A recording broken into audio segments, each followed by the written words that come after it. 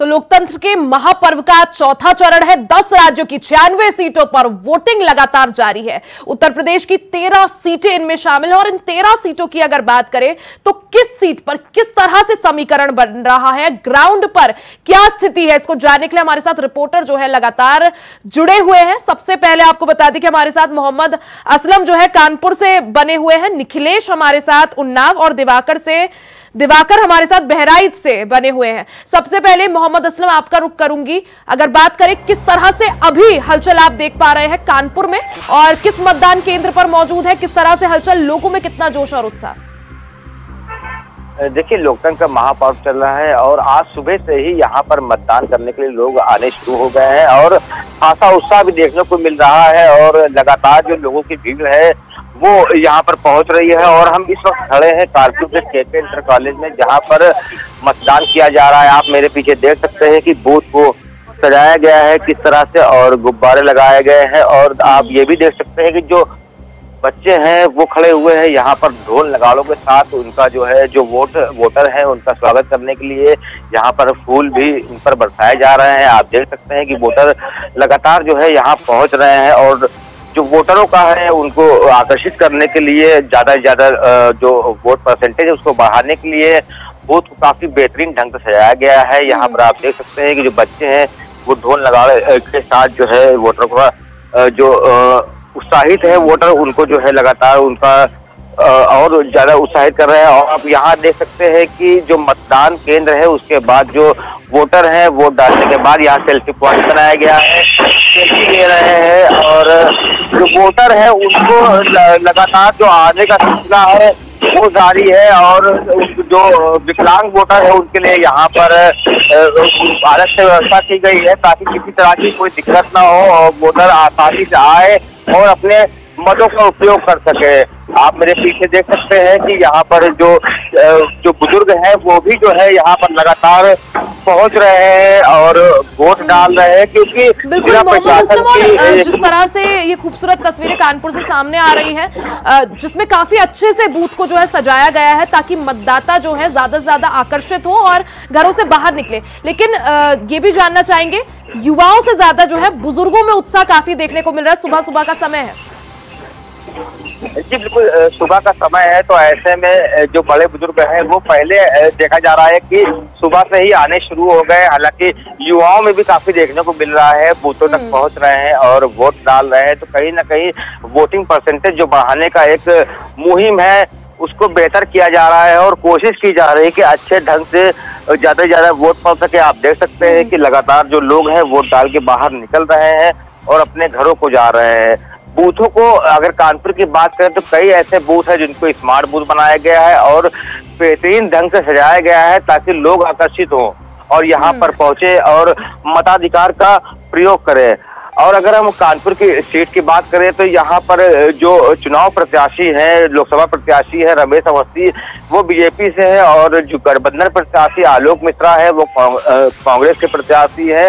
तो काफी कांटे की टक्कर भी देखने को मिल रही है और चूंकि दोनों का ही जो बैकग्राउंड है वो राजनीति से नहीं है और दोनों ही जो है कानपुर के हैं, लेकिन कहीं ना कहीं ये इस बार जो चुनाव है उसमें साफ तौर पर टक्कर देखने को मिल रही है। अगर पिछले चुनाव की बात करें तो 2 बार से लगातार बीजेपी ने यहाँ जीत हासिल की है कांग्रेस प्रत्याशी को हराकर। तो अभी देखने में ये भी देखना होगा कि आखिर वोटिंग जो परसेंटेज है वो कितना ज्यादा है और जो प्रत्याशी किस्मत है। बिल्कुल, यानी मुख्य मुकाबला कानपुर में भारतीय जनता पार्टी और कांग्रेस के बीच है। हालांकि टक्कर कितनी कड़ी है ये जानने के लिए आपसे चर्चा जरूर करेंगे, आप बने रहिएगा, आगे भी आपसे चर्चा करेंगे।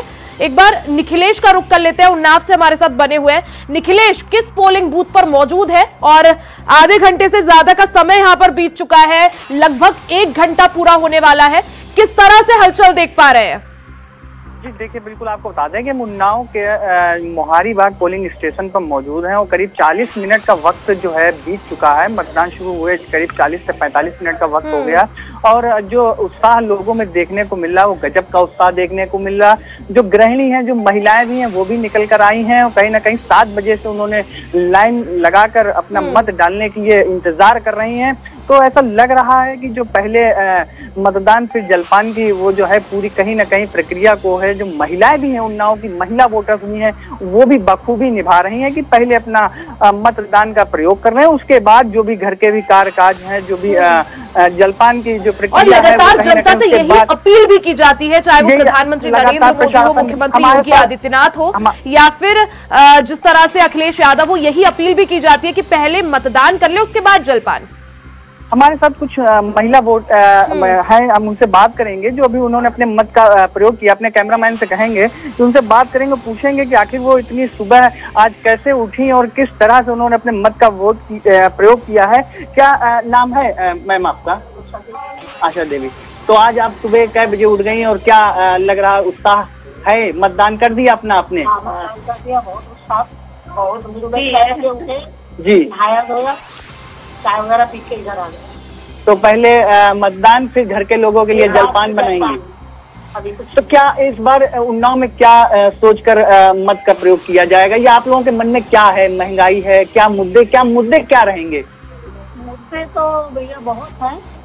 जो एक मुद्दा आपके ये जो अहम मुद्दा हो वो आप हमारे दर्शकों को बताना चाहें, लाइव चल रहा है, कि क्या सोचकर जो उन्नाव की महिलाएं हैं, इस बार आप लोग गृहिणी हैं, तो क्या सोचकर इस बार वोटिंग की जाएगी? तो महंगाई तो कम है, हर चीज में है। जब सरकार जिसकी आती है तो महंगाई होती है, कम से कम अपने यहाँ की रोटें सही हो जाए, महंगा है, ये सब हो जाए, कंट्रोल होना। घरेलू चीजें जो रसोई से जुड़ी हुई चीजें, देखिए कहीं ना कहीं साफ तौर पर महिलाएं भी जो बैठी हैं, ये और भी महिलाएं, इनसे भी बात करेंगे। आपका क्या मुद्दा रहेगा? आपने क्या सोचकर आपने मत का प्रयोग कर रही हैं आप? हम तो भैया अच्छा लिए सोच रहे हैं कि अच्छा हो जाए और हमारी सरकार अच्छी रहे। तो क्या दिमाग में क्या सोचकर आज उठी कि आज मतदान का दिन है? और तो 3 बजे उठे थे। 3 बजे? हाँ। देख रहे हैं आप कितना गजब का उत्साह उन्नाव की महिलाओं में देखने को मिल रहा है। उनसे ये भी पूछिए कि जिस तरह से सुबह सुबह आकर सबसे पहले मतदान किया, तो औरों को, जो लोग अभी अपने घरों पर मौजूद है, उन्हें क्या संदेश देना चाहेंगे? अच्छा, आप सुबह आज 3 बजे उठी मतदान करने के लिए, और भी लोगों को किस तरह से आप उत्साहित कर रही हैं, जो आपके घर आस पड़ोस की जो महिलाएं हैं? क्योंकि देखिए महिलाओं के लिए काफी जिम्मेदारी होती है, सुबह का वक्त काफी घर के काम काज होते हैं, भाई पुरुष तो इतना नहीं करते, लेकिन महिलाओं के ऊपर काफी जिम्मेदारी होती है। तो किस तरह से और भी लोगों को उत्साहित कर रहे हैं, कैसे क्या बता रहे हैं उनको भी? यही बता रहे हैं कि तुम भी वोट डालो जाके और कमल का जिताओ, और क्या। अरे ये तो आप साफ साफ कह रही हैं कि, लेकिन और भी कुछ महिलाएं, उनसे भी बात कर लेंगे। आपने भी अपना मत डाल दिया है? हाँ, मैंने भी अपना मत डाला। तो आज कै बजे सुबह से उठी? क्या उत्साह? बहुत उत्साह रहा? नहीं, उत्साह तो हमने सुबह पापा कह रहे थे सुबह जानने जाना है, 4 बजे उठे थे। 4 बजे उठी थी आप? कुछ चाय वगैरह बनाया, नहाया, नहा के तैयार हुए और अच्छा, घर के अभी और भी सदस्य हैं, उनको अभी अब जाएंगी घर से कहीं मत डालने के लिए, कि अभी सब लोग आ गए घर के? अच्छा, क्या मुद्दा, क्या दिमाग में क्या सोचकर मत का प्रयोग कर रही है अपने आप? नहीं, मैंने सोचा था कि जानने जाना है हमको। नहीं, क्या अब इस बार मुद्दा क्या रहेगा? राष्ट्र का मुद्दा रहेगा, क्या समस्या है? क्योंकि मत आदमी डालता है तो कुछ एक मुद्दा सोच कर डालता है, तो आपने क्या मुद्दा सोचा? आपके जहन में क्या मुद्दा है? अरे अच्छी बात, अगर ही जाएंगे तो हम लोगों का यही कि देश के लिए अच्छा होगा, देश के राष्ट्र हित के लिए। ये देखिए साफ तौर पर जो महिलाएं बैठी हैं वो बता रही हैं, अपने अपने मुद्दे बता रही हैं। कुछ महिलाएं को कहना है कि महंगाई बहुत ज्यादा है, जिसको लेकर उन्होंने अपना मत का प्रयोग किया है। कुछ की अलग समस्याएं हैं, कुछ की घरेलू समस्याएं, कुछ राष्ट्र हित पर जोर दे रही हैं। उन्होंने कहा कि अपने देश के लिए हमने अपने मत का प्रयोग किया है, जिससे हमारा राष्ट्र बिल्कुल, यानी मुद्दे अलग अलग है, लेकिन हालांकि इसके लिए थोड़ा और इंतजार करना पड़ेगा कि किसके मुद्दे किस पर कितने हावी दिखते हैं। निखिलेश, आप बने रहिएगा, आगे भी आपसे चर्चा करेंगे। एक बार दिवाकर का रुख कर लेते हैं, हमारे साथ बहराइच से बने हुए हैं। दिवाकर, किस पोलिंग बूथ पर मौजूद है? लगभग 1 घंटे का जो समय है वो बीत चुका है, कैसा आप अभी हलचल देख पा रहे हैं? लोगों में कितना उत्साह मतदान को लेकर? मॉडल दुल्हन की तरह सजाया गया है। जिलाधिकारी, पुलिस अधीक्षक, पुलिस प्रशासन की कड़ी व्यवस्था है। और बहराइच जनपद काफी पिछड़ा जनपद है, भारत नेपाल सीमा से जुड़ा हुआ है। यहाँ जो है बसपा सांसद अक्षय लाल के पुत्र डॉक्टर आनंद गौड़ लड़ रहे हैं, जो पूर्व सांसद के पुत्र हैं, और रमेश गौतम सपा से पूर्व बसपा विधायक गोंडा से वो लड़ रहे हैं। और मेन खास बात है कि भाजपा के विधायक सरोज शंकर बलहा इनके सगे देवर लड़ रहे हैं, ये जो बसपा से लड़ रहे हैं। तो कहीं ना कहीं कंफ्यूजिंग है और कांटे की टक्कर सपा बसपा की है, लेकिन पुलिस प्रशासन की कड़ी व्यवस्था सुरक्षा देखने को मिल रही है। दूसरी चीज जो है यहाँ पानी की व्यवस्था है, पीने की तंबू लगाया गया कि धूप न लगे, और जिलाधिकारी मोनिका रानी की तरफ से काफी प्रचार प्रसार किया गया है कि प्रतिशत बढ़ा है। और ये बूथ मैं दिखाना चाहूंगा, कुछ महिलाएं मेरे साथ आ रही हैं, मैं इनसे बात करूंगा कि क्या कहना चाह रही। मेन गेट पर क्या नाम है आपका? आप मतदान करने आए, सुबह 6 बजे उठी हैं, और क्या कहना चाहेंगे? विकास के मुद्दे करेंगे कि राष्ट्र के मुद्दे पर करेंगे, क्या कहेंगे? मतदान आप माता जी आई है, राष्ट्र के मुद्दे पर वोट करेंगे कि विकास के मुद्दे पर वोट करेंगे, क्या कहेंगे? अच्छा, आप नहीं जान पा रहे। मैं इधर दिखाना चाहूंगा जो है अपने कैमरामैन से, जो है पुलिस व्यवस्था काफी मौजूद है, यानी तैयारियां काफी अच्छी की गई है, सुरक्षा व्यवस्था के इंतजाम अच्छे हैं, बहुत अच्छी की गई हैं, और ये पुलिस प्रशासन भी मौजूद है, काफी जो मॉडल बूथ सजाया गया है, ये मैं दिखाना चाहूंगा।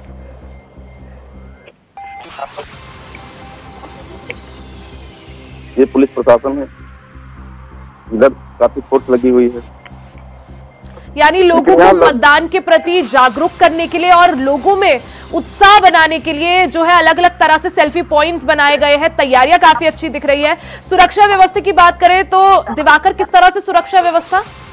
सुरक्षा व्यवस्था बहुत तगड़ी है। यहाँ पुलिस अधीक्षक वृंदा शुक्ला और अपर पुलिस अधीक्षक हमारे साथ रामानंद कुशवाहा जी जुड़े हैं, ये खड़े हैं काफी, और महिला इंस्पेक्टर भी शीला यादव जी खड़ी हैं, मैं इनसे बात करूंगा।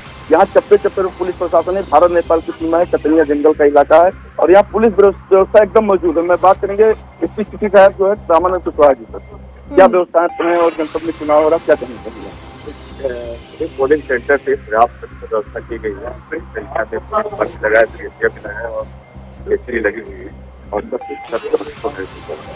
यहाँ चुनाव बहुत शांतिपूर्वक से चल रहा है और काफी प्रचार प्रसार किया गया है, मॉडल बूथ बनाए गए हैं।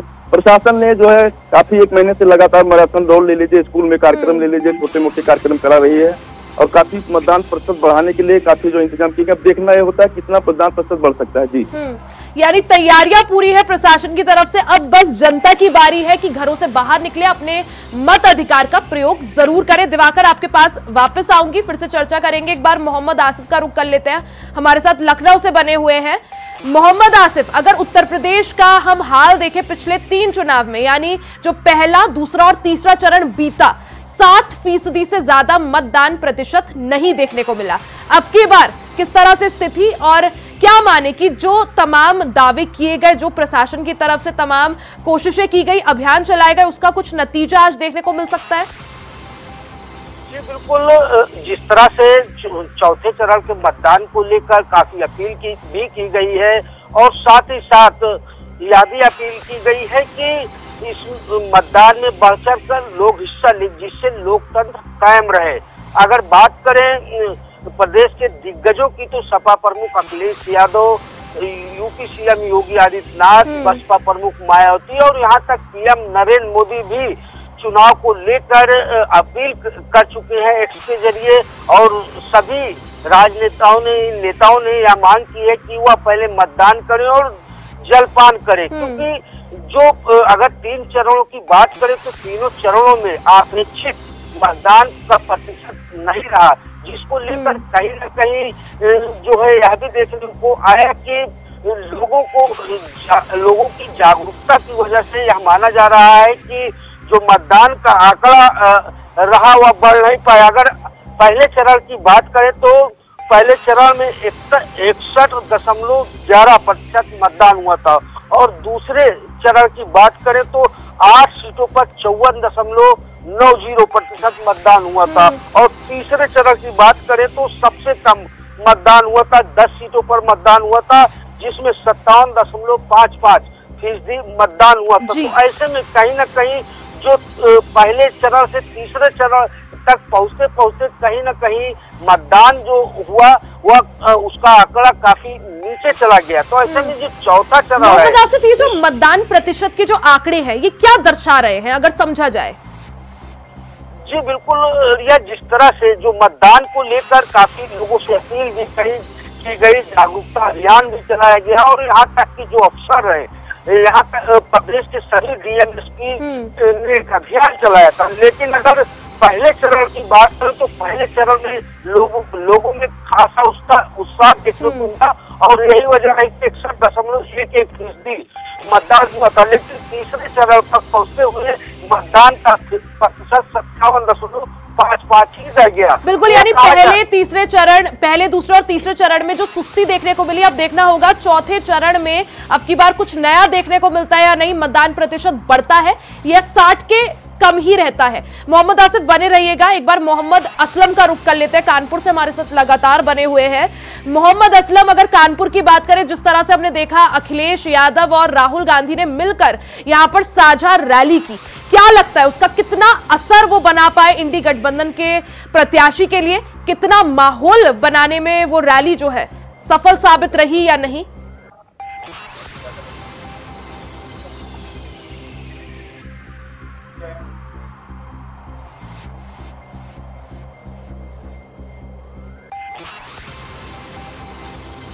ठीक है, शायद उनसे हमारा कनेक्शन इस वक्त टूट चुका है। एक बार फिर से जोड़ने की कोशिश करेंगे। निखिलेश, आपका रुख करूंगी। उन्नाव की बात करें, क्या कुछ समीकरण आप उन्नाव में बनते हुए देख रहे हैं? क्योंकि जो बीजेपी के प्रत्याशी हैं 2014 से लगातार वो जीत रहे हैं। 2014 और 19 में उन्नाव में कमल खिला, अब की बार क्या लगता है, क्या समीकरण बन रहे हैं? बता दें, अगर उन्नाव की बात करें तो उन्नाव लोकसभा क्षेत्र में करीब 12,44,000 पुरुष मतदाता हैं और करीब 10,70,000 के आसपास महिला वोटर्स हैं और थर्ड जेंडर कुछ करीब 95 के आसपास थर्ड जेंडर हैं। तो टोटल कुल मिलाकर अगर मतदाताओं की बात करें उन्नाव लोकसभा क्षेत्र के, तो वो करीब लगभग 23 लाख के आसपास के वोटर्स हैं और 23 लाख लोग ये तय करने वाले हैं कि उन्नाव का उनका सांसद इस बार कौन होगा और किन मुद्दों पर ये इस बार जो वोटिंग होगी वो किन मुद्दों पर की जाएगी। क्योंकि देखिए, कहीं ना कहीं एक राष्ट्र का मुद्दा है तो कहीं ना कहीं एक लोकल हमारे मुद्दे हैं जो हमारी निजी जिंदगी से जुड़े हुए मुद्दे हैं। बेरोजगारी है, महंगाई है, जो कि काफी बिल्कुल निखिलेश, जिस तरह से अगर भारतीय जनता पार्टी की बात करें वो राष्ट्रीय मुद्दे बनाने की कोशिश कर रही है, जैसे चाहे राम मंदिर का मुद्दा हो, 370 का मुद्दा हो या तमाम जो वो योजनाएं लेकर आए। लेकिन वहीं अगर इंडी गठबंधन की बात करें तो वो स्थानीय मुद्दे ज्यादा चुन रहे हैं, चाहे बेरोजगारी हो, चाहे भ्रष्टाचार का मुद्दा हो या फिर जिस तरह से बेरोजगारी हो, भ्रष्टाचार हो या महंगाई हो। क्या लगता है, क्या समीकरण यहाँ पर बनते हुए जनता किसके मुद्दों के साथ यहाँ पर दिखाई दे रही है?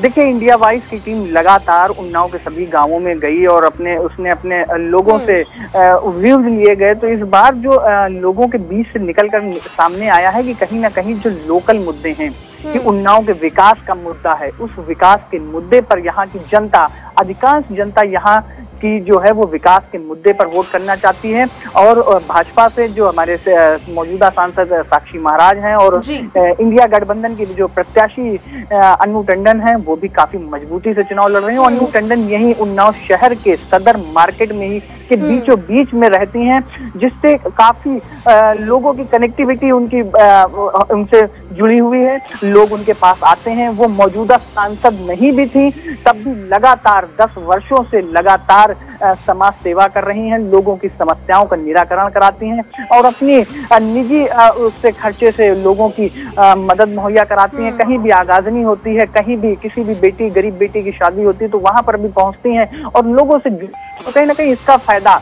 शायद इस बार भले उनको पिछले 2 बार चुनावों में ना मिला हो, एक बार मोदी लहर में भी और 2019 की भी लहर में भी भले उनका किला ढह गया हो, हालांकि वो उस समय कांग्रेस की भी प्रत्याशी थी। इस बार समीकरण दूसरे हैं। इस बार सपा और कांग्रेस का गठबंधन है।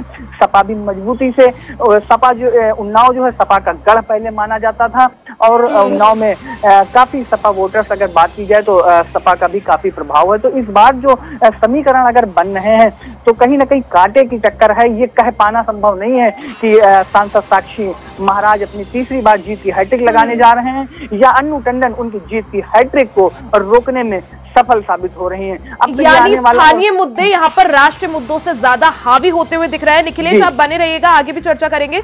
दिवाकर का रुख कर लेते हैं। दिवाकर बहराइच से हमारे साथ बने हुए हैं। दिवाकर, जिन 13 सीटों पर आज वोटिंग हो रही है उत्तर प्रदेश की, उनमें से सिर्फ एक बहराइच ही ऐसी सीट है जिसमें बीजेपी ने अपने मौजूदा सांसद का टिकट काट कर किसी अन्य प्रत्याशी को टिकट दिया है। तो किस तरह से आप जो समीकरण है बहराइच में बनते हुए देख रहे हैं? डॉक्टर अक्षरलाल गौड़, उनके बड़े पुत्र डॉक्टर राम गौड़, उनको टिकट दिया गया है। और यहाँ जो है सपा और भाजपा की टक्कर है। बसपा से जो विधायक हैं बलहा के, उनके सगे देवर लड़ रहे हैं। तो यहाँ लड़ाई देखी जा रही है और जो है लोगों में उत्साह है। प्रशासन ने काफी प्रचार प्रसार किया है कि जो है मतदान प्रतिशत बढ़े। मेरे साथ एक विकलांग जो है बेचारे आए हैं मत डालने के लिए। सुबह 7 बजे आ गए। मैं इनसे जानता हूँ कि क्या नाम है, कहाँ से रहने वाले हैं और किस मुद्दे पर चुनाव करेंगे, वोट करेंगे। क्या नाम है आपका सर? अनिल कुमार। कहाँ से आए हैं और किस मुद्दे पर, राजनीति में या विकास पे कैसे मतदान करेंगे? आपने वोट डाला, घर के सारे वोट पड़े, क्या कहना है जरा कुछ बताएंगे? क्या कहना? ठीक है। ये जो है हमारे साथ विकलांग महोदय जी आए थे और ये मतदान किए हैं। मैं इनके साथ आए हैं, इनसे पूछना चाहता हूँ घर में आपके कितने वोट थे? सारे वोट पड़े नहीं पड़े? सर अभी नहीं पड़े हैं तो हम जाएंगे। आप जो है राजनीति में वो मतदान करेंगे कि जो है विकास के मुद्दे पे? मेरे साथ एक बुजुर्ग महिला है, मैं इनसे जानना चाहूंगा कि मतदान करने आई है, जो सुबह 6 बजे उठी, कैसे घर में कितने वोट हैं, क्या कहना चाहेंगे उसमें? हम तो कह रहे हैं कि सबको पहले आके मतदान करना चाहिए, क्योंकि देश का विकास इसी से होता है। मतदान नहीं करेंगे तो फिर जी देश हमारा पीछे रह जाएगा। पूछिए विकास के लिए स्थानीय मुद्दे या राष्ट्रीय मुद्दे, कौन से मुद्दे ज्यादा? स्थानीय मुद्दे पर मतदान हावी है या राष्ट्रीय मुद्दे? राष्ट्रीय मुद्दे। राष्ट्रीय मुद्दे। मैं हमारे साथ ये भी पूछिए दिवाकर की जिस तरह से सुबह सुबह मतदान करने आई है और लोग जो इस वक्त घर पर मौजूद है, उनसे क्या अपील करेंगे, उन्हें क्या संदेश? घर से आपके कितने वोट हैं और जो घर में लोग हैं उनसे क्या अपील करेंगे, क्या संदेश है, लोग कैसे मतदान करें, क्या कहना है? हमने तो अपने घर में अपनी बहुओं से बोल दिया कि आके पहले मतदान करो फिर घर का काम करो। जी, इन्होंने कहा है सारे वोट पड़े। मेरे साथ एक लोग और मौजूद है, मैं इनसे जानूंगा क्या कहना है। इनका बेटा है? मेरा नाम राहुल सोगी है और मैं एक व्यापारी हूँ और हमको इस सरकार के लिए, देश के विकास के लिए, राष्ट्रीय मुद्दे पर, देश में शांति के लिए वोट करना है और सभी से मैं अपील करता हूँ कि इससे सरकार के लिए और देश के विकास के लिए वोट करें। लड़ाई क्या सपा भाजपा की कैसी लड़ाई, किसकी लड़ाई? देखिए, लड़ाई तो हमेशा विपक्षी दल के साथ होना चाहिए। विपक्षी दल मजबूत भी होना चाहिए और विपक्षी दल मजबूत नहीं रहेगा तो सरकार नहीं चल पाएगी। आलोचना कैसे होगी? जब आलोचना होगी तभी तो हमारा विपक्षी दल अगर मजबूत नहीं होगा, आलोचना करेगा तभी तो हम जो सत्ता में है वो आगे अपने कार्य को बढ़ाएगा। दिवाकर उनसे पूछिए कि जिस तरह से इस बार अखिलेश यादव और राहुल गांधी साथ मिलकर चुनाव लड़ रहे हैं, रैलियां कर रहे हैं, तो क्या लगता है यूपी में इन 2 लड़कों की जोड़ी कुछ कमाल अब की बार कर पाएगी? इसमें राहुल जी और अखिलेश जी साथ में चुनाव लड़ रहे हैं, इसमें क्या इनकी जोड़ी कमाल करेगी, क्या इनका कहना?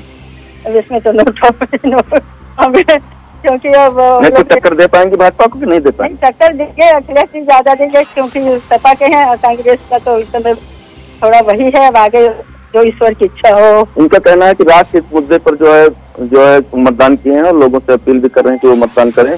मैं इधर दिखाना चाहूंगा, ये देखिए सब मतदान करने आ रहे हैं। काफी जो है मॉडल बूथ सजाया गया है और इधर देखिए काफी जो व्यवस्थाएं की गई हैं। मैं एक लोग आ रहे हैं। सर, क्या आपका कहना है? और आप राष्ट्र के हित में मतदान कर रहे हैं या जो है विकास के मुद्दे पर बात कर रहे हैं? हम तो राष्ट्रीय। इस समय सपा और कांग्रेस का गठबंधन चल रहा है, ये कुछ टक्कर बीजेपी को दे पाएंगी कि नहीं दे पाएंगी? ये तो सर जब चुनाव होगा, रिजल्ट आएगा तब पता चलेगा। घर में कितने वोट है? सारे वोट पड़े नहीं पड़े? घर पे 12 वोट होगा। पड़े नहीं पड़े? निकले? सब निकला है। लोगों से क्या अपील करेंगे? लोगों से ये अपील है कि मतदान जोर शोर से करें, क्योंकि मतदान बहुत कम होता है। दिवाकर उनसे पूछिए मतदान केंद्र में जो तैयारियां की गई है वो उनको कैसी लगी? तैयारियों से संतुष्ट है या नहीं? किसी तरह की परेशानी? इस समय जो तैयारियां की गई हैं उससे संतुष्ट है, है कोई परेशानी है? क्या कहना चाहता है? क्या व्यवस्था प्रशासन द्वारा की गई? प्रशासन ने बहुत अच्छी कर रखी है, कोई दिक्कत नहीं है, सबको आराम से हला किया जाता है। उनका कहना है कि प्रशासन द्वारा काफी व्यवस्थाएं की गई हैं और इस जो है बार रात में जो है मतदान करेंगे और इनके घर के या मोहल्ले के सारे लोगों से अपील कर चुके हैं कि जो एक लोग हमारे साथ और हैं, मैं इनसे जानना चाहूँ। क्या नाम सर आपका? कच्चर। आप जो है राष्ट्र में मतदान करेंगे कि जो है विकास के मुद्दे पर? विकास पर। क्या कहना है आपका? इसमें राहुल बाबा और जो है अखिलेश यादव जी की जोड़ी लड़ रही है, ये बीजेपी को टक्कर दे पाएगी? हाँ, दे पाएगी। क्या कहना है आपका? लोगों से क्या अपील करेंगे? जी, इस बार जो है बहराइच में सीएम का कार्यक्रम हुआ है और जो है उत्तराखंड के भी सीएम का कार्यक्रम हुआ है। इससे भी बीजेपी का काफी माहौल बनाने की कोशिश की गई है और जो यहाँ के पूर्व सांसद, इसमें पूर्व सांसद जिनका टिकट कटा है, जिनके बेटे लड़ रहे हैं, तो लोग वो कहीं ना कहीं विकास ज्यादा नहीं किए हैं, इसलिए लोगों का काफी मुद्दा जो है कि विकास पर काम नहीं हुआ, उनके बेटे को टिकट दिया गया। एक बार एक तरफ भाजपा कह रही है कि परिवार हित नहीं है, लेकिन कहीं न कहीं परिवार में ही वो जो है टिकट दे दिया गया है। इसमें भी लोगों की नाराजगी देखने को मिल रही है। लेकिन इस बार प्रचार प्रसार भी प्रत्याशियों द्वारा कम किया जा रहा है। पिछले बार बैलेट पेपर छपते थे और अनाउंस होते थे, तो इसका कहीं न कहीं आचार संहिता आयोग का भी असर देखा जा रहा है। फालतू गाड़ियां नहीं चल रही। प्रचार प्रसार में भी थोड़ी सुस्ती दिखाई दी, लेकिन जिस तरह से भारतीय जनता पार्टी के तमाम स्टार प्रचारक हो, जैसे आपने कहा मुख्यमंत्री पुष्कर सिंह धामी ने भी यहाँ पर रैली की बहराइच में, मुख्यमंत्री योगी आदित्यनाथ लगातार फील्ड पर डटे हुए रहे। क्या लगता है दिवाकर, बीजेपी या फिर जो इंडिया अलायंस है, तैयारी में कौन कितना आगे, और बीएसपी का क्या रोल यहाँ पर आपको दिख रहा है? क्या मुकाबले में कुछ टक्कर दे रही है बीएसपी? बीएसपी टक्कर इसलिए दे रही है कि जो बलहा के विधायक सरोज सोनकर हैं, किस जगह देवल बीएसपी से लड़ रहे हैं, तो कहीं ना कहीं लोगों को कंफ्यूजन है कि जो है बीजेपी के विधायक और सांसद जो वर्तमान में थे, इनकी दोनों की अनबन रहती थी, ये इन्होंने खड़ा कर दिया है। लेकिन इनका कहना ऐसा नहीं किया गया है। मेरे साथ एक ठाकुर साहब आए हैं, मैं सर जानना चाहें क्या नाम है आपका? और ध्रुवराज जी, आप जो देश के हित में राष्ट्र विकास में मुद्दा करेंगे, राष्ट्र हित में करेंगे? राष्ट्र हित में और विकास में दोनों है।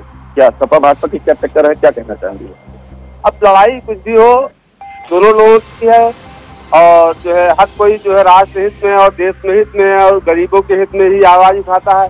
लेकिन जो है अब जैसे भी लोग अपना विकास मेन मुद्दा है, और विकास तो हुआ ही है। कितने वोट आपके घर परिवार में कितने पड़े, क्या अपील करेंगे लोग? 7 वोट हैं, 7 के 7 वोट हमारे पड़ेंगे। प्रशासन की क्या व्यवस्था इस बार? और प्रशासन की व्यवस्था दुरुस्त है, और पानी की व्यवस्था, सफाई व्यवस्था, और जो है लोगों को दिवाकर उनसे पूछिए, समाजवादी पार्टी और कांग्रेस की तरफ से जो महंगाई, भ्रष्टाचार और बेरोजगारी का जो मुद्दा उठाया जा रहा है, वो कितना लग रहा है कि जनता के बीच कनेक्ट कर पा रहा है या नहीं? समाजवादी और कांग्रेस की तरफ से जो महंगाई बेरोजगारी का मुद्दा उठाया जा रहा है, इसमें जनता क्या कह रही है? महंगाई तो कहीं नहीं, महंगाई कहीं नहीं है, बेरोजगारी कहीं नहीं है। लोग काम ही नहीं करना चाह रहे हैं, तो उसके लिए क्या किया? नहीं, जैसे कांग्रेस का और सपा का मुद्दा की महंगाई हुई, बेरोजगारी बढ़ी, नौकरी तो हर विपक्षी जो है मतलब यही कहता है कि महंगाई बढ़ी है, और महंगाई मतलब अगर जो है जो इस स्थिति में है, दूसरी सरकार आएगी तो क्या वो महंगाई कम कर देगी? जब कोई चीज पैदा ही नहीं होगा तो वो कोई चीज महंगा, बाजार में जो चीज नहीं है, जिसकी डिमांड है वो चीज कम है, तो उस महंगा ही होगा ही। और तो सब्जी से, खाने से, सब चीज से तो महंगा इस समय कपड़ा, तो सस्ता कपड़ा, सब्जी से सस्ता कपड़ा, पहनने के लिए सारी सुविधाएं, सारी सिस्टम गवर्नमेंट ने सुनिश्चित कर रखी है। सुरक्षा हर चीज जो है, कोई भी गरीब आदमी घर से निकलता है तो आदमी सुकून से शाम को अपने घर जाता है। सुरक्षा सबसे मेन चीज। मेरे साथ एक बुजुर्ग आए हैं, चचा जो इनसे जानता हूँ, क्या नाम है? आप मतदान करने आए हैं, कहाँ से आए हैं, मोहल्ले से, क्या अपील करेंगे? हम आए हैं राष्ट्र हित में मतदान करेंगे कि विकास के मुद्दे पर बात करेंगे? और हमारा नाम अब्दुल तिवारी। किस पे मतदान करेंगे, राष्ट्र हित में या विकास के मुद्दे पर? क्या है जी जिया जी,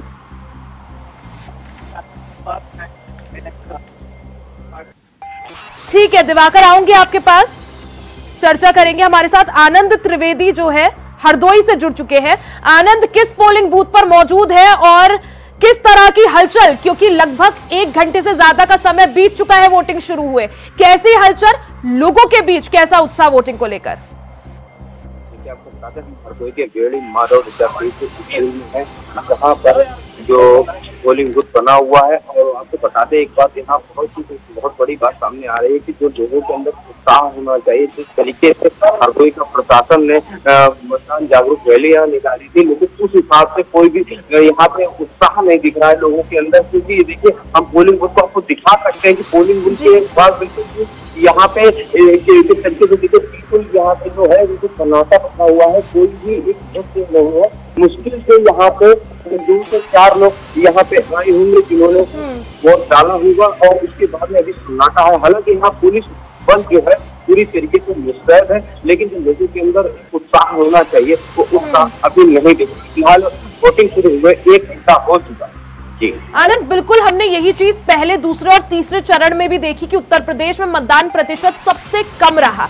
आखिर इसकी वजह क्या, कि मतदाताओं में उत्साह नहीं है, उदासीनता की वजह क्या माने, कि जो प्रत्याशी है वो मतदाता को घर से बाहर निकालने में या मतदान केंद्र तक लाने में सफल साबित नहीं हुए, या प्रशासन की तरफ से जो तैयारियां की गई वो व्यापक नहीं?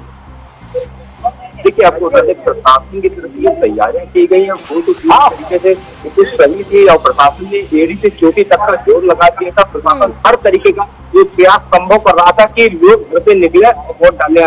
तो कहीं ना कहीं लोगों के अंदर जो एक गलत फहमी है, तो उसका उसी का ये परिणाम दिख रहा है कि कुछ लोग घर से नहीं निकल रहे हैं। हालांकि अभी टाइम बहुत बाकी हो सकता, लोग अभी निकले घर से भी तो लोग पूछे होंगे, तो टाइम बहुत बाकी है। लेकिन कुछ लोगों के अंदर अभी एक चीज है कि कुछ लोग जो जान रहे हैं कि हम वोट डालने के लिए उस वक्त वो अपनी ड्यूटी करेंगे जाके, नौकरी करेंगे जाके, तो उनको वो उस दिन की दिहाड़ी मिलेगी, तनख्वाह मिलेगी। इसको लेकर लोगों के अंदर वोट डालने को लेकर उत्साह नहीं आया। ये बहुत बड़ी बात है। हालांकि लोग का ये भी कहना है कि हमारे यहाँ कोई नेता नहीं आया, हमारे यहाँ कोई प्रत्याशी नहीं आया। अभी बहुत से ऐसे लोग हैं जिनके यहाँ प्रत्याशी तक नहीं पहुंचा। तो ये बहुत बड़ा सवाल है आखिरकार। और आपको बता दें कि 2019 में भी यहाँ लगभग 58% वोटिंग हुई थी। अब फिलहाल ये देखना होगा कि आज कितने प्रतिशत दो जिले में वोटिंग। बिल्कुल, यानी निराशाजनक तस्वीरें हरदोई से, क्योंकि मतदाताओं में जो जोश और उत्साह दिखना चाहिए मतदान को लेकर और लोकतंत्र के इस महापर्व का हिस्सा बनने के लिए, क्योंकि 5 बार में एक बार ये मौका मतदाता के पास आता है कि अपने देश की सरकार चुनने में जो अपनी भागीदारी है वो निभाए। आनंद, आऊंगी आपके पास। निखिलेश का रुख कर लेते हैं। निखिलेश, उन्नाव की बात करें, बीएसपी कुछ फैक्टर यहां पर दिख रहा है या नहीं?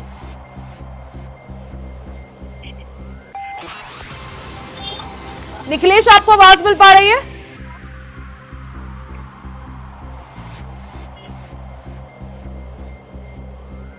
ठीक है, निखिलेश से शायद संपर्क टूट चुका है। मोहम्मद आसिफ का रुख करेंगे। मोहम्मद आसिफ, बीएसपी कुछ फैक्टर इस चुनाव में दिख पा रही है या नहीं? क्योंकि समाजवादी पार्टी के अध्यक्ष अखिलेश यादव की तरफ से ये चीज बोली गई थी जनता से कि बीएसपी को वोट करके अपना वोट खराब ना करे। जी बिल्कुल रिया, जिस तरह से तीसरे चरण के बाद जब चौथा चरण आने वाला था, तभी से बसपा और समाजवादी पार्टी के बीच जुबानी जंग भी तेज हो गई थी। और खासकर सपा प्रमुख अखिलेश यादव ने बीएसपी के बारे में यह कह दिया था कि अपना वोट लोग न खराब करें। और कहीं न कहीं से उनके प्रवक्ताओं ने भी यह निशाना साधा था कि बीएसपी कहीं न कहीं बीजेपी के लिए बैटिंग कर रही है। हालांकि इसके बाद बसपा सुप्रीमो मायावती ने पलटवार किया था और कहा था कि खुद यानी कि सपा प्रमुख अखिलेश यादव के प्रत्याशी नहीं जीत रहे हैं। और जिस तरह से सपा प्रमुख अखिलेश यादव कल से ही निशाना साध रहे हैं, खासकर कन्नौज सीट पर वह प्रत्याशी है, और उन्होंने एक बड़ा बयान कल दिया था राजधानी लखनऊ की मोहनलालगंज सीट पर चुनाव प्रचार के दौरान कि उनको हराने के लिए 3 डीएम 3 एसपी भेजे गए हैं। और उन्होंने जनता से यह भी अपील किया था कि अगर यहाँ पर मतदान करने से कोई भी प्रशासनिक अधिकारी रोकता है तो आप डट जाइएगा। तो यह कहा जा सकता है कि जिस तरह से सपा प्रमुख अखिलेश यादव कहीं न कहीं सुब्रत पाठक यानी कि बीजेपी प्रत्याशी को लेकर जिस तरह से बयानबाजी कर रहे हैं, यह कहा जा सकता है कि दोनों के बीच कांटे की टक्कर हो सकती है। हालांकि जो हार सीटें हैं, चाहे इटावा की बात की जाए या फिर उन्नाव की बात की जाए, यहाँ भी अगर बसपा की बात करें उन्नाव सीट की, तो यहाँ पर ब्राह्मण कार्ड खेलते हुए कहीं न कहीं बसपा प्रमुख मायावती ने एनडीए और इंडिया गठबंधन दोनों की टेंशन बढ़ाई है। हालांकि जिस तरह से आकाश आनंद पर जो कार्रवाई बसपा प्रमुख मायावती ने किया था, उसके बाद कहीं न कहीं चौतरफा विपक्षी दलों के प्रहार से घिर गई थी।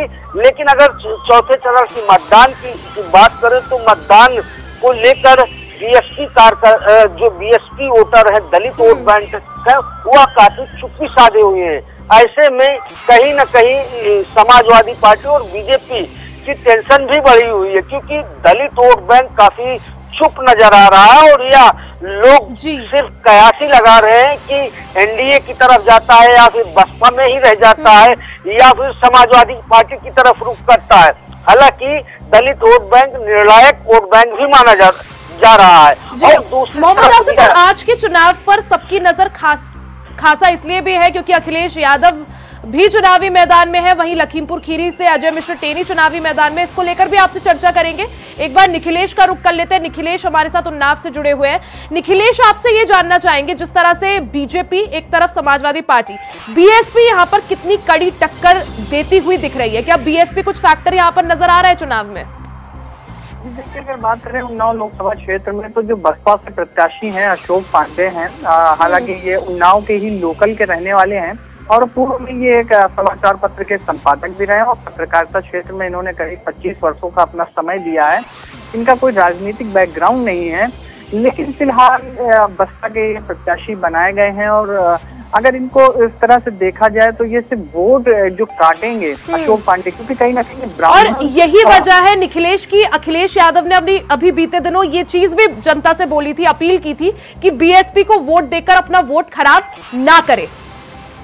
जी देखिए, जो बता दें कि उन्नाव लोकसभा में जो काडर वोट है, जो बसपा का बहुजन समाज का जो एक काडर वोट है, वो कहीं ना कहीं अशोक पांडे को इसका फायदा तो खैर मिलेगा ही। और वो एक ब्राह्मण वर्ग से खुद आते हैं और ब्राह्मण प्रत्याशी उतारा गया है उन्नाव में। तो जो ब्राह्मण प्रत्याशी उतारा गया है उसका कहीं ना कहीं जो एक फायदा होगा वो इंडी गठबंधन के प्रत्याशी को होगा, क्योंकि ब्राह्मण वोटों में बंटवारा होगा, क्योंकि अधिकतर ब्राह्मण वोट करीब निर्णायक भूमिका में भी है। 2 से 2.5 लाख के बीच में उन्नाव के लोकसभा क्षेत्र में ब्राह्मण वोटर्स की मतदाताओं की संख्या है, जो कि अगर वो कहीं ना कहीं डिवाइड होता है तो अशोक पांडे की तरफ जाएगा तो उसका कहीं ना कहीं खामियाजा एक भाजपा को भी भुगतना पड़ सकता है, सांसद साक्षी महाराज को भी इसका खामियाजा भुगतना पड़ेगा। लेकिन पिछली बार जो बसपा से था तो वो कहीं ना कहीं प्रत्याशी ब्राह्मण समाज से नहीं था। इस बार तो ब्राह्मण से एक चेहरा उतार कर बहुजन समाज ने अपना कार्ड खेल दिया है।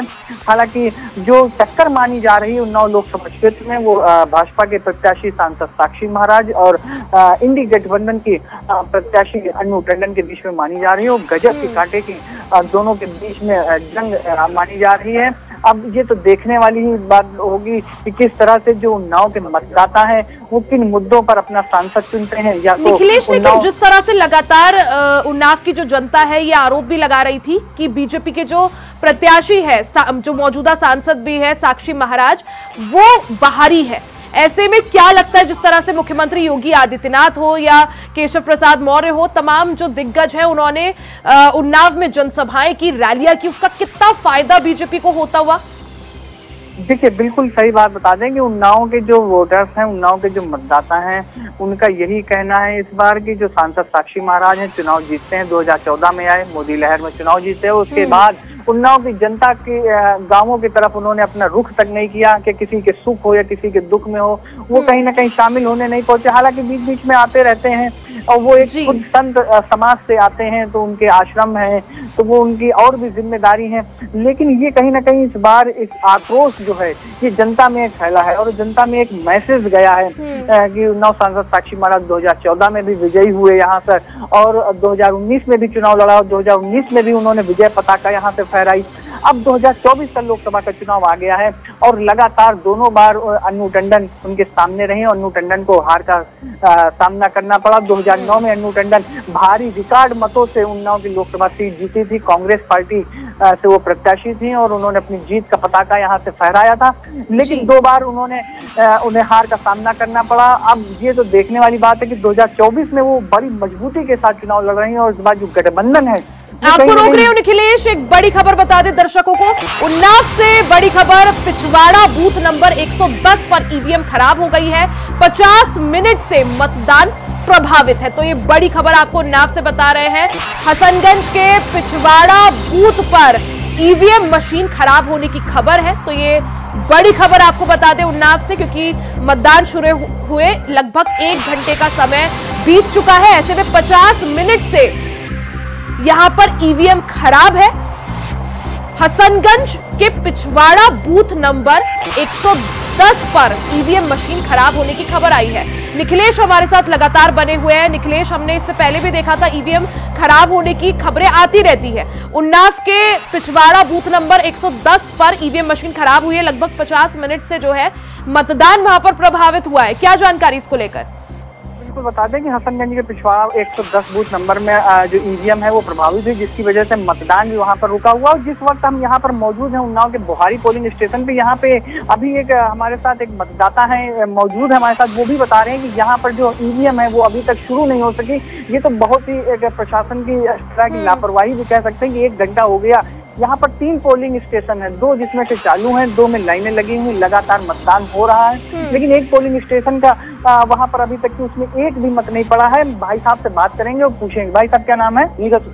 नीरज शुक्ला। आप कौन से पोलिंग स्टेशन में है? 188 में। तो 188 क्या आप गए वहाँ पर वोट डालने? क्या बता? वहाँ डालने गए तो बहुत लंबी लाइन लगी, बता रहे हैं अभी चालू ही नहीं हुआ है वहाँ। अभी शुरू जब से मतदान शुरू हुआ तब से उसमें वोट ही नहीं पड़ा। आप जाके वहाँ पर देख लीजिए। जी देखिए किस तरह से शुक्ला जी हैं, ये बता रहे हैं कि यहाँ पर जो अभी 183 की पोलिंग 188 सॉरी।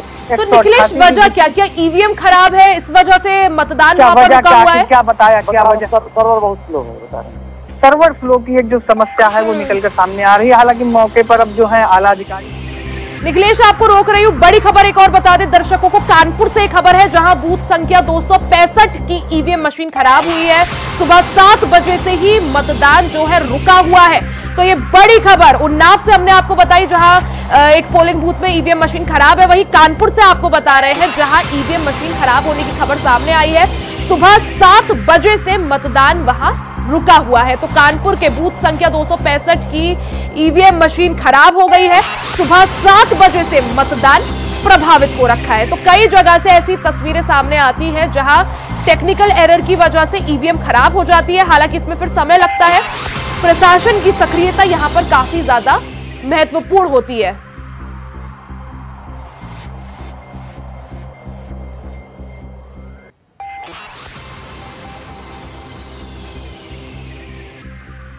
ठीक है, निखिलेश हमारे साथ बने हुए थे। एक बार दिवाकर का रुख कर लेते हैं। दिवाकर हमारे साथ बहराइच से बने हुए हैं।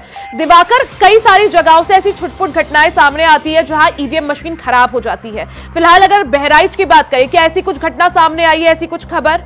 नहीं, बहराइच से तो भी नहीं घटनाएं है, क्योंकि यहाँ प्रशासन और ऑब्जर्वर जो है काफी पहले से इससे मौजूद थे और काफी चेक कर लिया गया था। अभी इस तरह की खबर निकल कर नहीं आई है।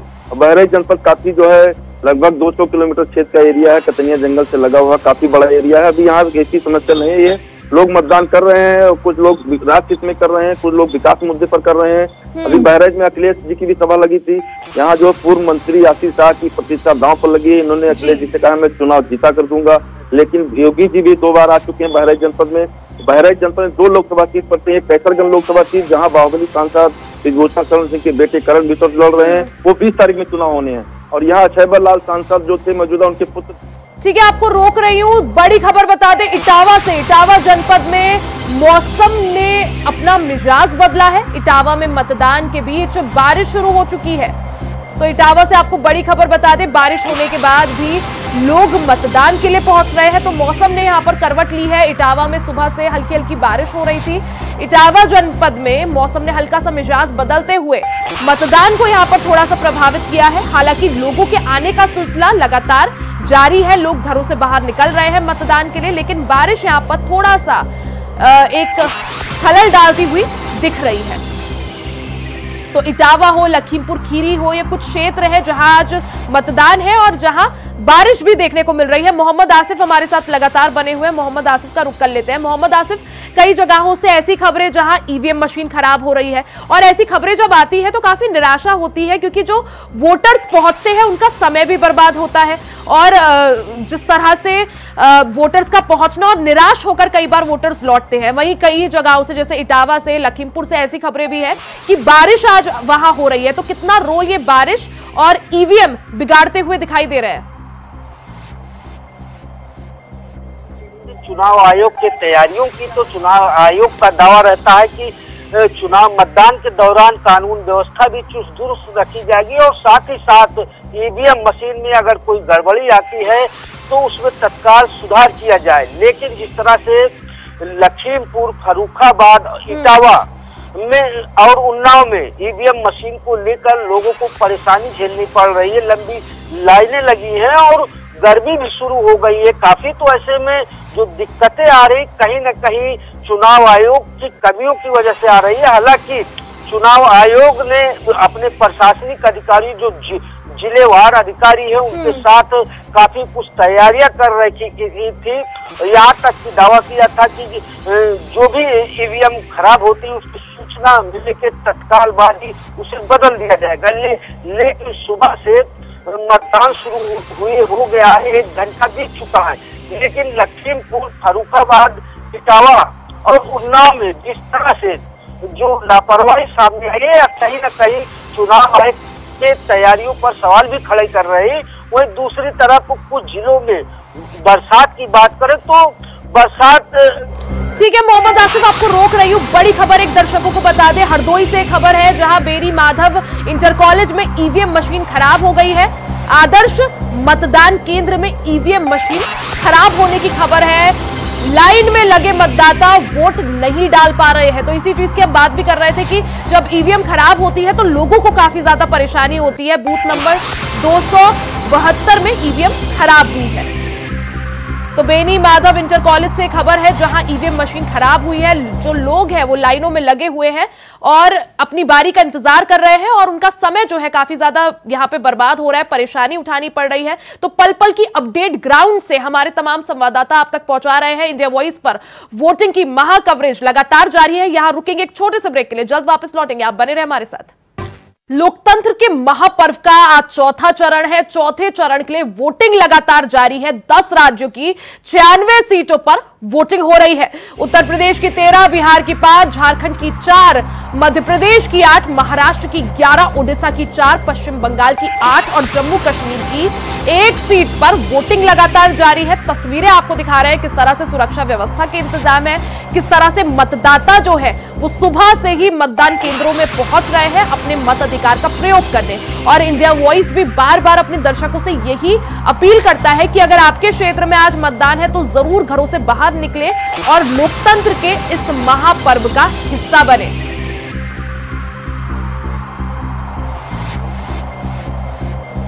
तो चौथे चरण के लिए वोटिंग जारी है।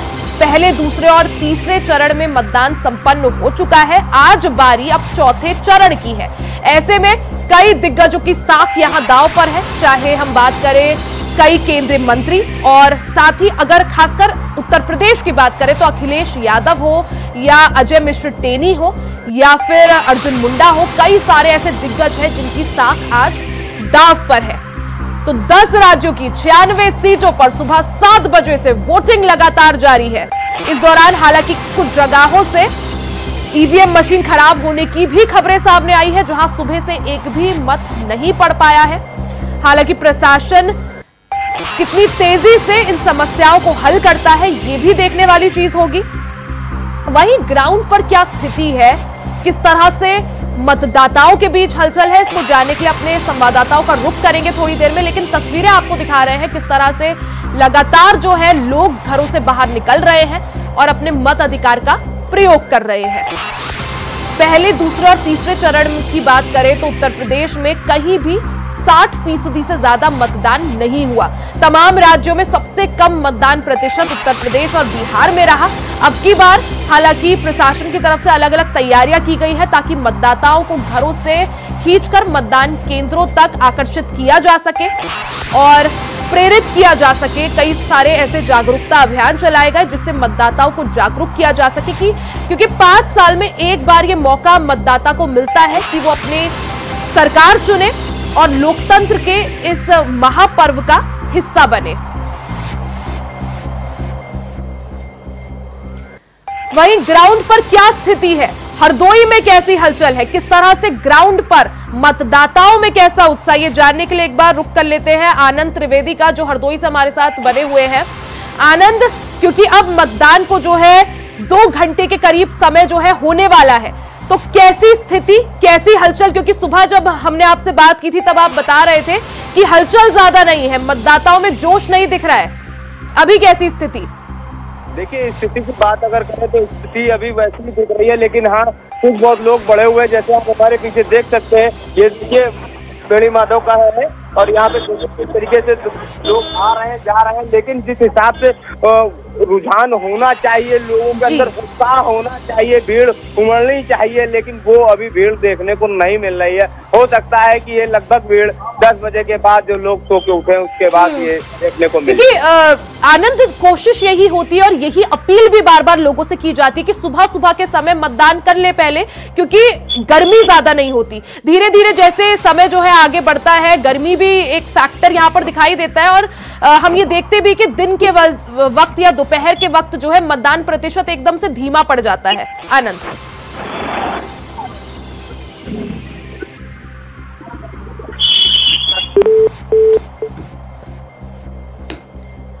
तस्वीरें आपको दिखा रहे हैं किस तरह से मतदान जो है लगातार जारी है। लोग जो है घरों से बाहर निकल रहे हैं अपने मताधिकार का प्रयोग करने के लिए। हालांकि मौसम आज एक फैक्टर रहेगा या नहीं ये वक्त बताएगा, क्योंकि कुछ कुछ ऐसे क्षेत्र हैं जहां पर इस वक्त बारिश हो रही है, कुछ ऐसे क्षेत्र हैं जहां पर आज बादल लगे हुए हैं। तो गर्मी, जैसे हमने देखा पिछले 3 चरणों के जो चुनाव हुए, यानी पहला, दूसरा और तीसरा चरण, उसमें गर्मी एक फैक्टर देखने को मिला, क्योंकि दोपहर के वक्त मतदान जो प्रतिशत था वो एकदम से ड्रॉप होता हुआ दिखा, या कम लोग जो थे वो मतदान के लिए घरों से बाहर निकल रहे थे। हालांकि आज मौसम थोड़ा सा बदला हुआ है। कई सारे ऐसे क्षेत्र हैं जहां सुबह से हल्की बहुत बारिश हो रही है, कुछ ऐसे क्षेत्र हैं जहां सुबह से बादल लगे हुए हैं। तो गर्मी आज कितना बड़ा फैक्टर रहता है ये वक्त बताएगा धीरे धीरे। ऐसे में आपको बता दें कि उत्तर प्रदेश की 13 सीटों पर वोटिंग सुबह 7 बजे से शुरू हो चुकी है। हालांकि कुछ ऐसी सीट्स हैं जहां कुछ ऐसे पोलिंग बूथ्स हैं जहां पर ईवीएम मशीन खराब होने की खबर सामने आई थी। लखीमपुर खीरी, जहां अजय मिश्र टेनी जो मौजूदा सांसद हैं उनकी साख दांव पर है। गृह मंत्री अमित शाह ने उनके लिए रैली की थी। लखीमपुर खीरी में क्या स्थिति है, किस तरह से लोगों में हलचल, ये जानने के लिए एक बार राम जी का रुख कर लेते हैं। राम जी हमारे साथ संवाददाता लखीमपुर खीरी से बने हुए हैं। राम जी, अगर लखीमपुर खीरी की बात करें, 2 घंटे के करीब जो है समय होने वाला है, मतदान शुरू हुए, कैसी हलचल देखने को मिल रही है लोगों में? बिल्कुल, ये आपको बता दें कि जिस तरीके से मूसलाधार आधे घंटे लगभग बारिश भी हुई थी, ठीक देख सकते हैं कि मतदान स्थल के अंदर ही हम लोग हैं। और अब जब बारिश रुकी है, जो युवा मतदाता है, जो मतदाता है, अब घर से निकलकर जो भीड़ देखी जा रही है और लगभग ये आधे घंटे तक मतदान थमा हुआ था और बारिश भी एक बड़े सेक्टर पर हुई है। इस तरीके से कहीं ना कहीं अब मतदान करने वाले जो युवा वोटर हैं तो बाहर निकल रहे हैं। राम जी, जिस तरह से सुबह ये देखने को मिला था हल्की बहुत रिमझिम बारिश हो रही थी जिसकी वजह से मतदान थोड़ा सा प्रभावित हुआ था। आज क्योंकि मौसम सुहाना है, पहले चरणों में हमने देखा जो पहला, दूसरा और तीसरा चरण था उत्तर प्रदेश में कि गर्मी एक बहुत बड़ा फैक्टर रहा जिस वजह से मतदाता जो है घरों से बाहर नहीं निकले। ऐसे में आज क्योंकि मौसम थोड़ा सुहाना है, क्या माने कि आज गर्मी कुछ फैक्टर रहेगा या नहीं? देखिए बिल्कुल सही आपका कहना है कि कहीं ना कहीं जो गर्मी से निजात मिली है, जो तरीके से गर्मी पड़ रही थी, और बारिश के होने से एक तरीके से मौसम सुहाना हो गया है और जो वोटर है निकल रहे हैं, तो कहीं ना कहीं जो वोटरों को फायदा है। जो मतदान में लगे हुए लोग हैं, पुलिसकर्मी लगे हुए हैं, जो फोर्स एसएसपी लगी हुई है, सिविल पुलिस लगी हुई है, तो कहीं ना कहीं इनको एक राहत भी मिल रही। और जिस तरीके से आप देख सकते हैं ठीक पीछे कि अब वोटरों की संख्या बढ़ रही है रिया। जी बिल्कुल, वोटर्स के बीच हलचल भी दिख रही है, उत्साह भी दिख रहा है। राम जी, अगर पॉसिबल हो पाए, मुमकिन हो पाए, लोगों के बीच जाइए, उनसे जरा बातचीत करिए, जानिए कि कैसा उत्साह मतदान को लेकर और क्या कुछ मुद्दे, राष्ट्रीय मुद्दे, स्थानीय मुद्दे, कौन सा मुद्दा किस पर कितना हावी दिख रहा है?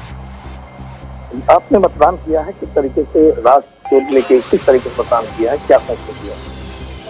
मतलब हमारा राइट है पहली बात, और राइट को हम मतलब अच्छे से यूज करना चाहिए। और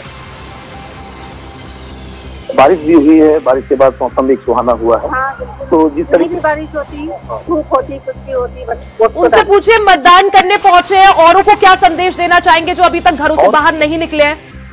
अभी आप जाएंगी, घर जाएंगी, क्या संदेश लेके जाएंगी? जो पास पड़ोस के लोग हैं उनको क्या संदेश देंगे कि मतदान जाएं, करें? बिल्कुल करेंगे, हम जाएंगे वहाँ बताएंगे कि आप लोग करके आइए, अच्छे से मतदान करके आइए जाके। रिया, ठीक मेरे पीछे और भी लोग हैं, उनसे बात कर लेते हैं। पहला है, आप वोट दे के आई हैं, 10 साल भाजपा की सरकार रही है, किन मुद्दों को लेकर, किस विकास को लेकर कैसे आपने वोट किया? कैसा किया? अच्छा किया। क्या संदेश लेके जाएंगे? राम जी उनसे पूछिए, जिस तरह से भारतीय जनता पार्टी राष्ट्रीय मुद्दे बुना रही है, चाहे 370 हो, राम मंदिर हो, राष्ट्रीय मुद्दे हावी दिख रहे हैं, या जिस तरह से समाजवादी पार्टी या कांग्रेस जो स्थानीय मुद्दे बुन रही है, चाहे बेरोजगारी का हो, भ्रष्टाचार का हो या महंगाई का हो, कौन से मुद्दे किस पर कितना भारी? क्या एक बेरोजगारी का एक मुद्दा हावी है, राष्ट्र निर्माण का मुद्दा हावी है, तो कैसे इसको देख रही हैं? आपने एक वोट किया है और एक वोट से सरकार भी बनती है, बिगड़ती है, कैसे करते हैं? अरे अब महंगाई तो है, महंगाई तो ये ठीक है। हमारे साथ में पुरुष भी हैं, उनसे बात कर लेते हैं। तो कैसे आपने मतदान किया है राष्ट्र मुद्दे को लेके, और कैसे मतदान को देख रहे हैं? जिस तरीके से बारिश भी हुई है, और क्या भ्रष्टाचार को लेके भी एक मुद्दे हैं, बेरोजगारी को लेकर मुद्दे हैं, उसको कैसे देते हैं? महंगाई, भ्रष्टाचार और तमाम ऐसे मुद्दे जो हैं, और लखीमपुर खीरी में तो कई मुद्दे ऐसे हैं जो प्रभावी हैं, तो उन मुद्दों पर जनता की। राम जी उनसे पूछेगा कि अब की बार उत्तर प्रदेश में राहुल गांधी और अखिलेश यादव की जोड़ी मिलकर चुनाव लड़ रही है, क्या लगता है बीजेपी को टक्कर दे पाएगी ये जोड़ी? राहुल गांधी और अखिलेश यादव की जोड़ी मिलकर चुनाव लड़ रही है, इंडिया गठबंधन, तो क्या आपको लगता है कि ये भाजपा को टक्कर दे पाए? देखो, विपक्ष हाथ तगड़ा होगा तो जो शासन में आएगा, चाहे जो किया है, चाहे इंडिया गवर्नमेंट किया है, चाहे एनडीए किया है, विपक्ष तगड़ा होगा तो अपनी मनमानी नहीं कर पाएगी। स्वयंभू अपने को सब कुछ मान रही है कि हम जो है बहुत घमंड है, चाहे विपक्ष का हो चाहे विपक्ष का हो, वो घमंड नहीं होना चाहिए। जनता का सेवक है, सेवक की बात इतना जो है इतना उत्तर प्रदेश करना चाहिए, और जनता के हित के लिए, जनता के हित के लिए वो कार्य करे। अब कार्य नहीं करती है तो उसको बदलने का भी ये अवसर है। जनता बदलना चाहेगी तो बदल देगी, नहीं चाहेगी तो उन्हीं को अपना। बिल्कुल, ये आपको बता दें कि अभी ठीक अजय मिश्र टेनी के जो भाई है राजीव मिश्रा ने भी वोट किया है, बाकायदा उसका वीडियो शूट होकर भेज दिया गया है।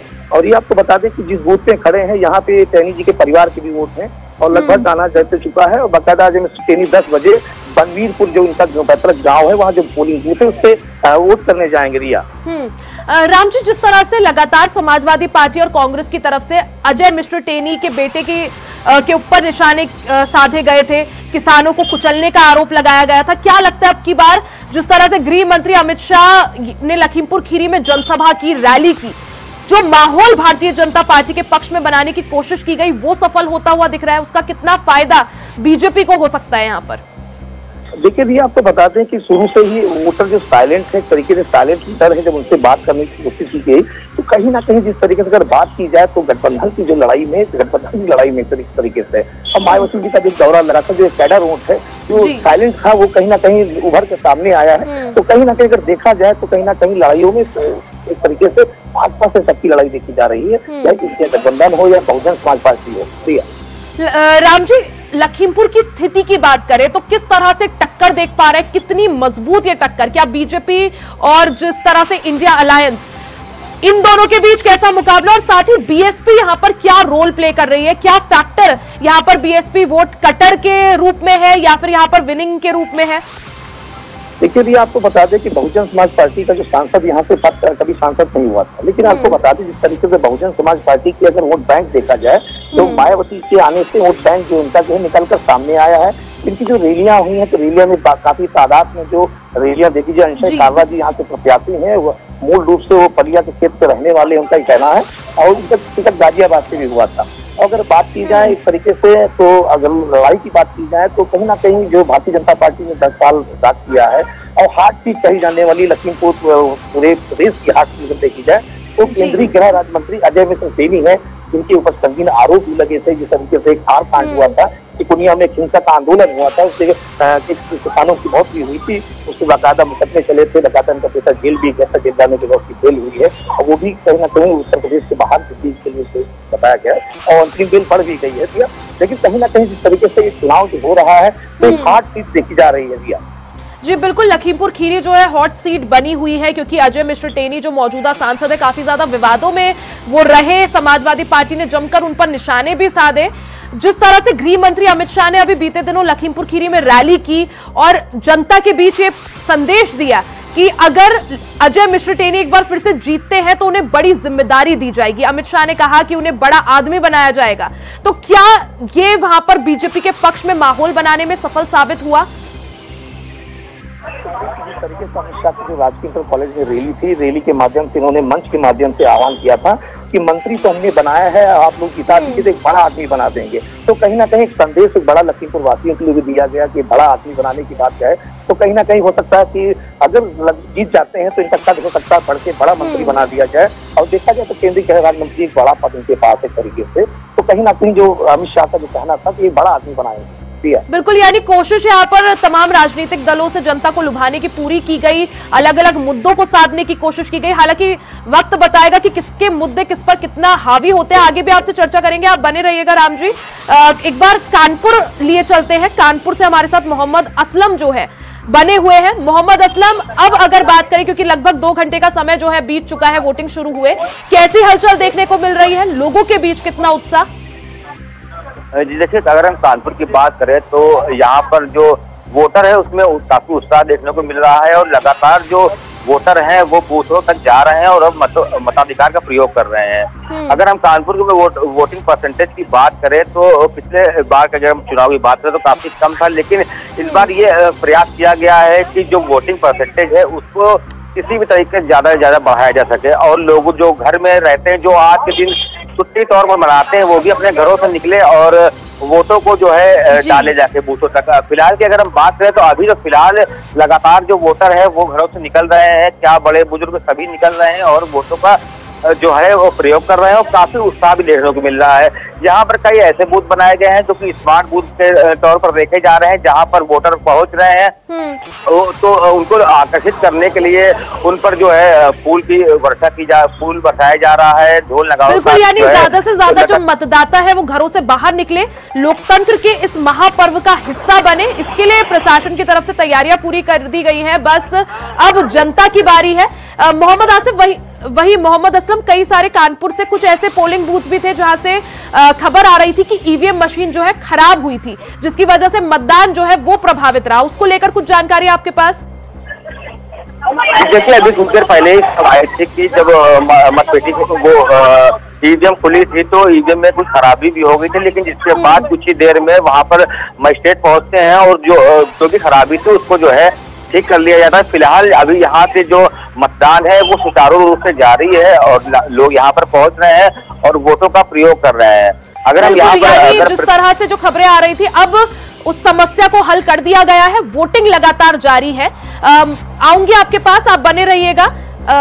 इसी के साथ इंडिया वॉइस पर महा कवरेज जो है वो लगातार जारी है। 10 राज्यों की 96 सीटों पर लगातार वोटिंग चल रही है। यहाँ रुकेंगे एक छोटे से ब्रेक के लिए, जल्द वापस लौटेंगे, बने रहे हमारे साथ।